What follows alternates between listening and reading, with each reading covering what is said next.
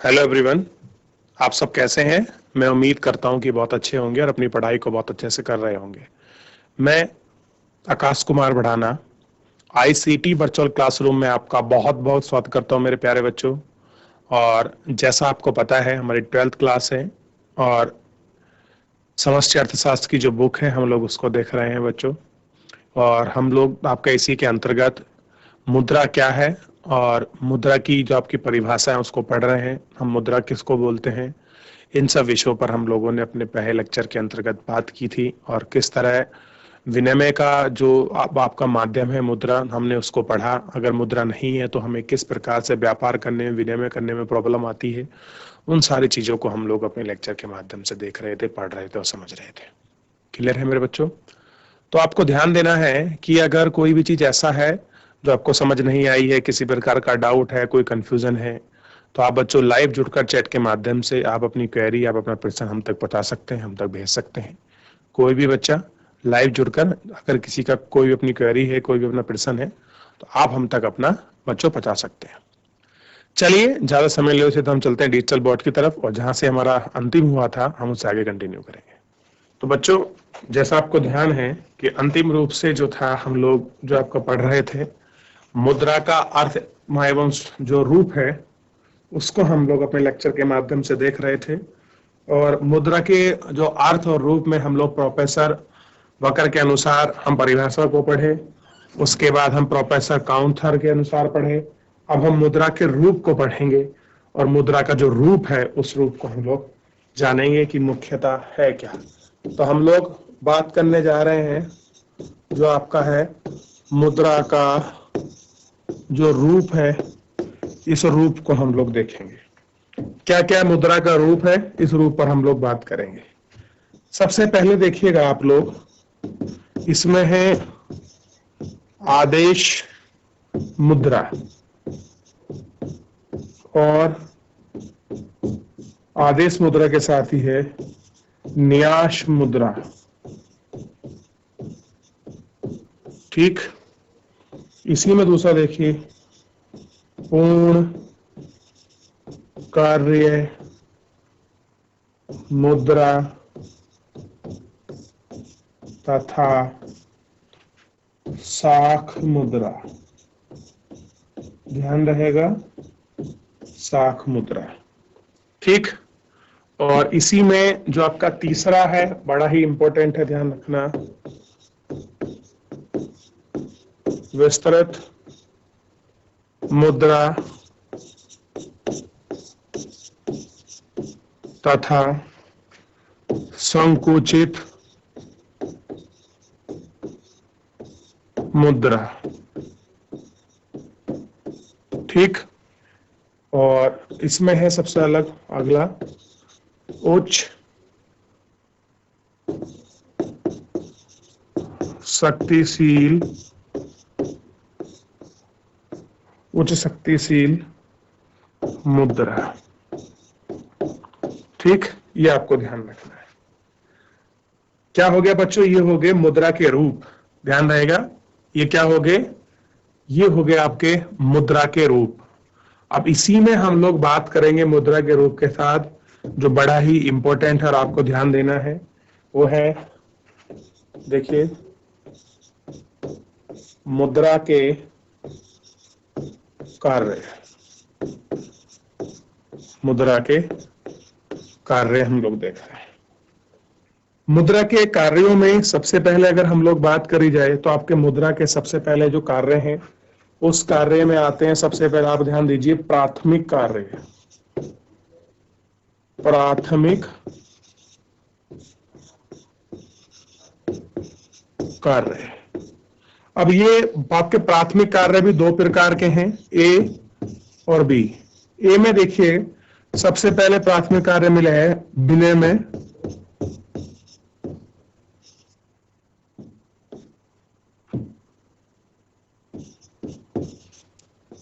विनिमय का माध्यम, का माध्यम। और दूसरा मिला है आपका, ध्यान देना है, आपका मुद्रा का माप दंड अथवा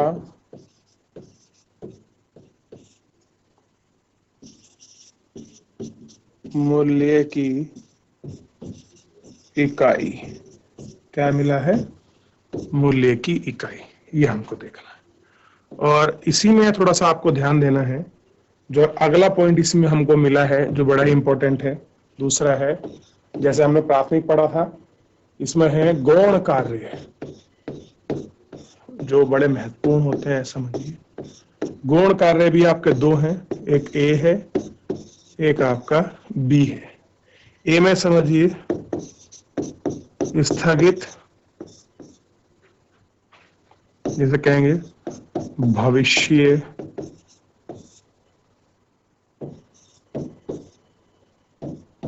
भुगतानों का मान, भुगतानों का मान। बी में देखिए मूल्य का संचय। दूसरा क्या है आपका? मूल्य का संचय। ये आपको ध्यान रखनी है। ठीक, अब इसी में आप थोड़ा सा ध्यान रखेंगे बच्चों, जो बहुत इंपॉर्टेंट है आपके लिए, इसको ध्यान दीजिए। सबसे ज्यादा मुद्रा की पूर्ति, क्या करना है? जो मुद्रा की पूर्ति है इसको देखना है कि मुद्रा की पूर्ति क्या है। नहीं बच्चों, मुद्रा की पूर्ति बाद में पढ़ेंगे, पहले थोड़ा सा एक बार मांग को देखते हैं। मुद्रा की जो मांग है, मुद्रा की जो मांग है, इस मांग को हम लोग पढ़ लेते हैं। जैसे अब एक नाम ले रहे थे हम लोग, एक हमारा प्रोफेसर थे। कौन थे बच्चों? Professor Keynes. प्रोफेसर के प्रोफेसर केन्स के अनुसार, ठीक, प्रोफेसर केन्स के अनुसार मुद्रा की तीन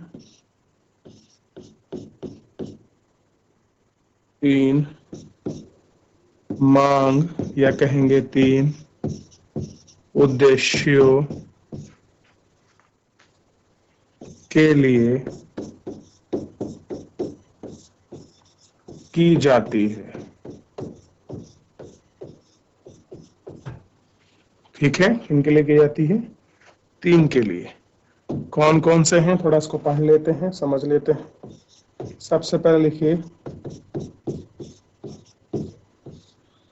सौदे के लिए मुद्रा।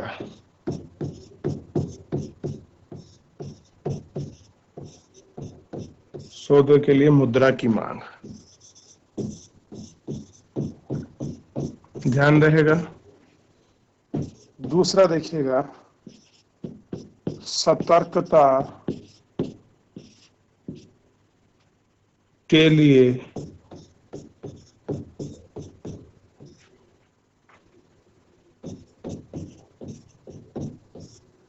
मुद्रा की मांग। और तीसरा है, सबसे पहला ध्यान रखिए, इसे याद रखना अजीब से लगता है, सट्टे के लिए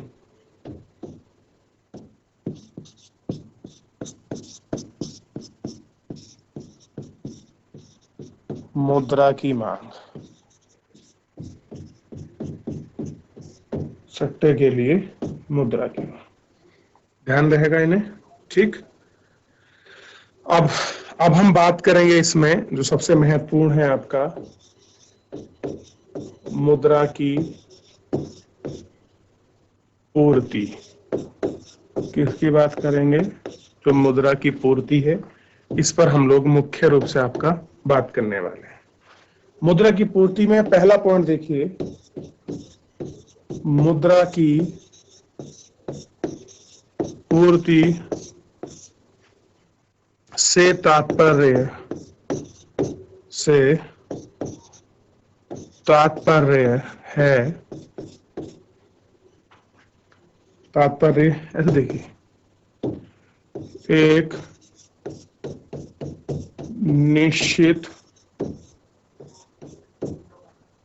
निश्चित समय पर देशों में लोगों के पास कुल मुद्रा के स्टॉक से है। किससे है? मुद्रा के स्टॉक से। अगला है इसमें बहुत इंपॉर्टेंट, यह एक अवधारणा है। क्या है? अवधारणा। क्या है बच्चों? यह है एक अवधारणा है। ठीक है, मुद्रा की पूर्ति कैसा है, हम लोग इसको एक अवधारणा मानते हैं, एक जो अजम्पशन है उसको मानते हैं। थोड़ा और देखिएगा इसमें, यह ध्यान देने योग्य है कि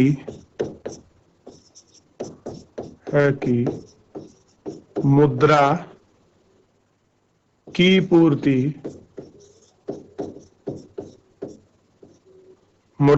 पूर्ति में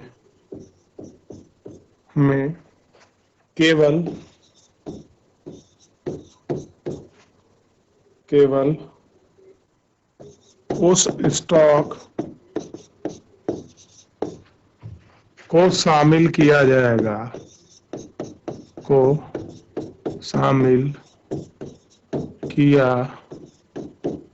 जा सकता है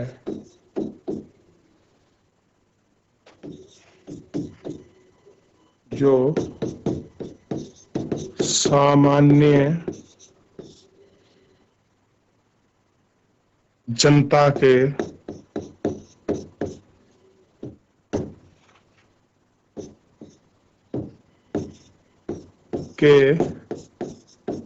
पास होता है।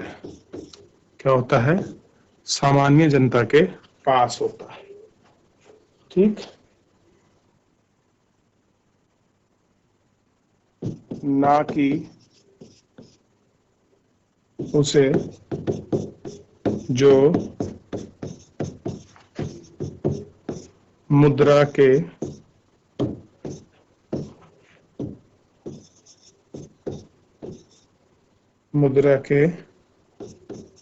उत्पादक वे हैं जो मुद्रा की पूर्ति करते हैं। मुद्रा की पूर्ति करते हैं, ध्यान रखना है। क्लियर है बच्चों? ना कि वे हैं जो मुद्रा की पूर्ति करते हैं। अब इसमें भी अगर आप बात करें तो थोड़ा तीन चीजें लागू होती हैं। पहले पर देख लें इसे, जैसे देश की सरकार। दूसरा देखिए, केंद्रीय बैंक। केंद्रीय बैंक से संबंधित है बच्चों, जैसे आप कहते हैं आरबीआई की बात कर रहे हैं, क्योंकि आपकी केंद्रीय बैंक तो वही है। और फिर है आपकी जो जितनी भी ये वाणिज्यिक जो आपकी बैंकें होती हैं, जो आपकी वाणिज्यिक बैंक, जो आपकी कमर्शियल जो बैंक है, उनकी हम लोग इसमें मुख्यतः जो है उनकी बात कर रहे हैं। ठीक, ये आपको ध्यान रखना है। अब देखिए, ऐसे तो अगर हम दूसरे सरल शब्दों में कहें, ऐसी अगर देखिए, अब यहाँ किसकी बात हो रही है बच्चों? ये सारी बात आप जो आपकी मुद्रा है इसमें हो रही है। अब एक बड़ा ही फेमस यह आपको ध्यान रखना है, बड़ा ही बहुत परीक्षा में पूछा जाता है, बड़े बच्चे कंफ्यूज होते हैं, ध्यान रखिएगा। मुद्रा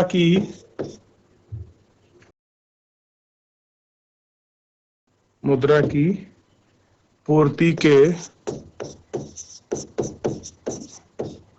भारत में चार, क्या है बच्चों, चार वैकल्पिक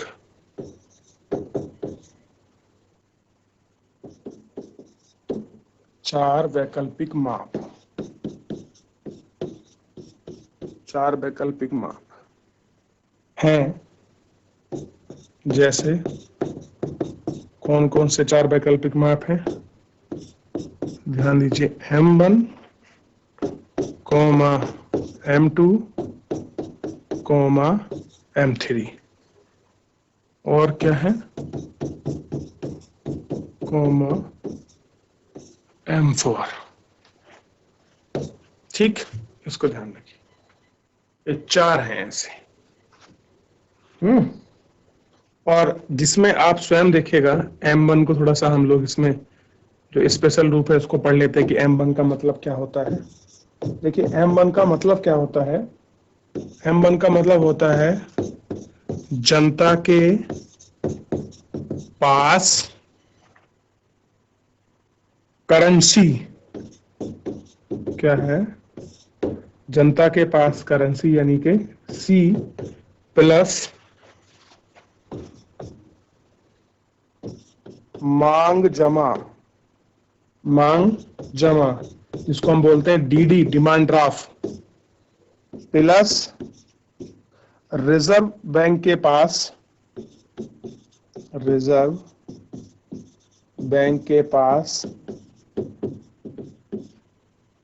जमा है, जिसको हम बोलते हैं OD। यानी कि सिंपल सी बात समझिए, अगर मैं इसको शॉर्टकट बनाऊं, दूसरे कर से करता हूं, तो C plus DD plus OD ये बराबर होगा आपके M1 के। और आप M1 का पूरा मानक पढ़ें कि M1 क्या है।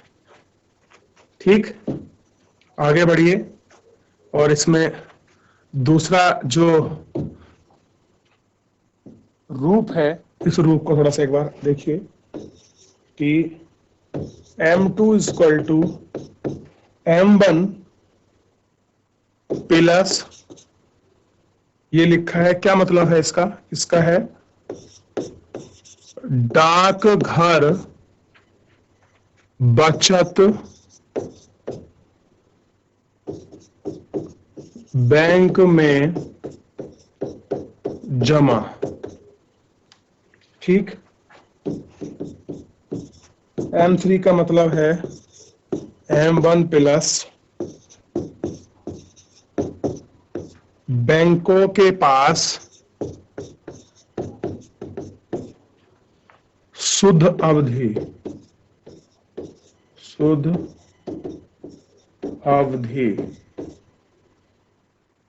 जमा, ये जमा है, जितने भी जमे।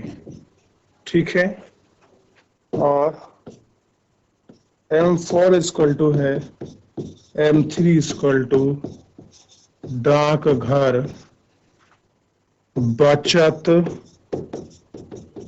संगठन के पास समस्त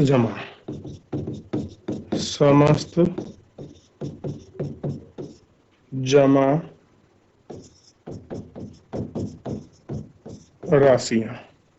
और ये भी किसके अतिरिक्त ध्यान रखना है, ये ध्यान रखना है बच्चों, राष्ट्रीय बचत पत्रों के अतिरिक्त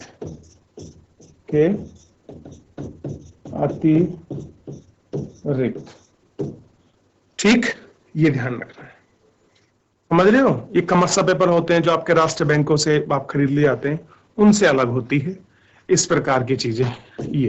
ये M1 प्लस M2, अब देखिए ये बराबर है, अगर हम M2 की बात करें तो M1 यानी कि जो पूरा M1 में हम लोग ये सारी व्यवस्था पढ़े हैं, C प्लस DD प्लस और D प्लस डाक बचत बैंक जमा, ये सब इसमें ऐड होगा M2 में।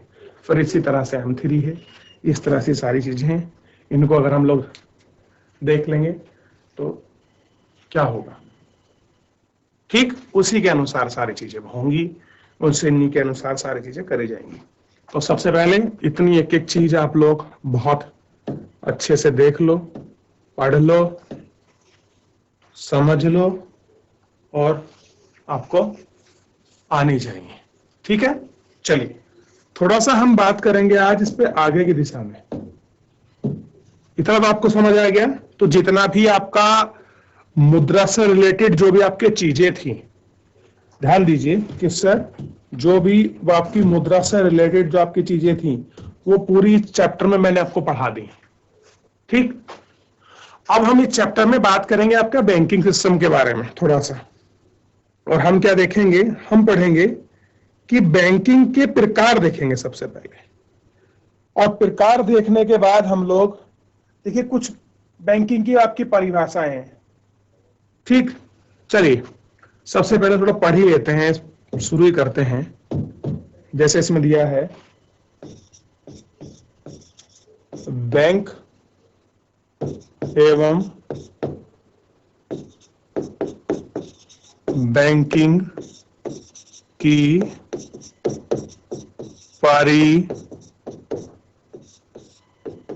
परिभाषा, देख रहे हैं बैंकिंग की जो परिभाषा है उसको थोड़ा सा हम लोग इसमें पढ़ेंगे और आपका देखेंगे क्या है।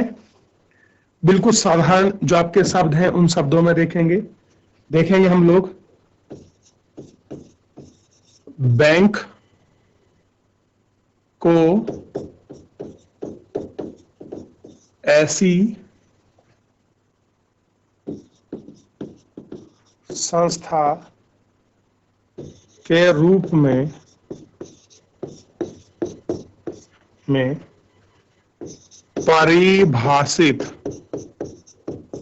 परिभाषित किया जाता है या किया जाता है जो मुद्रा तथा शाखा व्यवसाय करता हो, क्या करता हो, व्यवसाय करता हो। अब देखिए ऐसे तो प्रोफेसर केंट के अनुसार है बैंक ऐसी संस्था है जिसका मुख्य उद्देश्य जनता की अस्थायी निष्क्रिय मुद्रा को लेकर एकत्रित कर पुनः व्यय कर दूसरों को ऋण के रूप में देना है। ठीक, ये अलग अलग वॉइस की परिभाषा है, अलग अलग। और वैसे भी ध्यान रखिए तो सबसे जो आपको मेन चीज समझना है, इंपॉर्टेंट वो समझना है। अगर हम बैंकिंग को देखें तो भारतीय बैंकिंग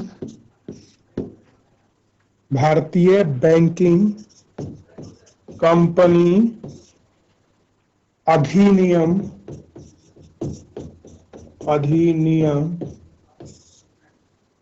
1949 के अनुसार 1949 के अनुसार हम इसको देखेंगे कि 1949 के अनुसार बैंकिंग की परिभाषा क्या है, बैंकिंग क्या है, थोड़ा इसको देखिएगा। ठीक, क्या मतलब है, ये कह रहे हैं कि बैंकिंग से अभिप्राय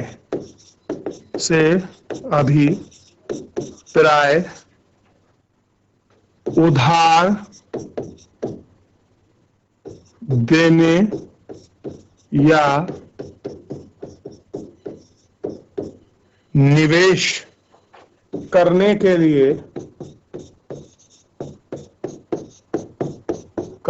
लिए जनता से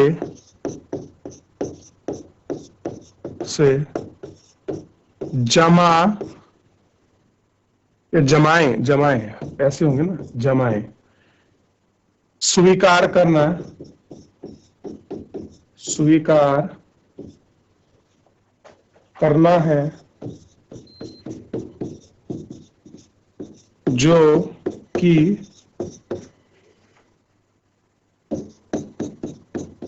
मांगने पर अन्य प्रकार से सोयक हो और जी चेक यानी कि ड्राफ्ट आदेश या किसी अन्य प्रकार से निकाली जाती है, निकाली जा सकती है, निकाली जा सकती है। ठीक। और इसमें एक सबसे इंपॉर्टेंट चीज ध्यान रखना, सभी बैंक वित्तीय, ध्यान रखना क्या है बच्चों, वित्तीय संस्थाएं होती हैं, परंतु सभी वित्तीय संस्थाएं बैंक नहीं होती। क्या कह रहे हैं? बैंक नहीं होती, यानी कि सभी बैंक वित्तीय संस्थाएं होती हैं, लेकिन सभी वित्तीय संस्थाएं क्या है आपकी? बैंक नहीं होती। क्लियर है? ये आपको ध्यान रखना है। तो बच्चों, आज के लेक्चर के अंतर्गत हम लोगों ने मुद्रा को पढ़ा कि मुद्रा क्या है, आप किसको मुद्रा कहेंगे, क्या चीजें होती हैं मुद्रा में, और बैंकिंग क्या है, बैंक किसको कहेंगे, बैंक का काम क्या है, क्या काम करती है बैंकिंग, और क्या सभी जो आपकी वित्तीय संस्थाएं हैं वो बैंक हैं, क्या बैंक सारी वित्तीय संस्थाएं हैं। मैंने परिभाषा को सीधा करा कि उल्टा करा? अगर आपने सही पढ़ा तो आप मुझे जरूर बताइए। देखिए, मैंने आपसे कहा कि सभी जो बैंक है वो वित्तीय संस्थाएं हैं, लेकिन सभी वित्तीय संस्थाएं बैंक नहीं होती। बैंक का मतलब है जो आपका जमा स्वीकार करे और आपको निकासी दे, उसको हम बैंक कहते हैं। क्लियर है? और बैंक को हम लोग देख सके हैं कि भारत सरकार अधिनियम 1949 के तहत हम बैंक किसको कहेंगे, उसके अंतर्गत हमने बैंकों का नियमावली बनाया है, और बैंकों का नियामन नियंत्रण करने की जिम्मेदारी भारतीय केंद्रीय बैंक, रिजर्व बैंक को सौंपी गई है। इसके विषय में हम लोग कल बहुत विस्तृत से आपकी चर्चा करेंगे कि बैंक कितने प्रकार की होती हैं, कौन कौन सी होती हैं, इन पर चर्चा करेंगे। चलिए, आज के लिए इतना ही, मिलते हैं नेक्स्ट लेक्चर में। तब तक अपना ध्यान रखिए, स्वस्थ रहिए और अपनी पढ़ाई को बहुत अच्छे से करते रहिए। मुझसे जुड़ने के लिए आपका बहुत बहुत धन्यवाद।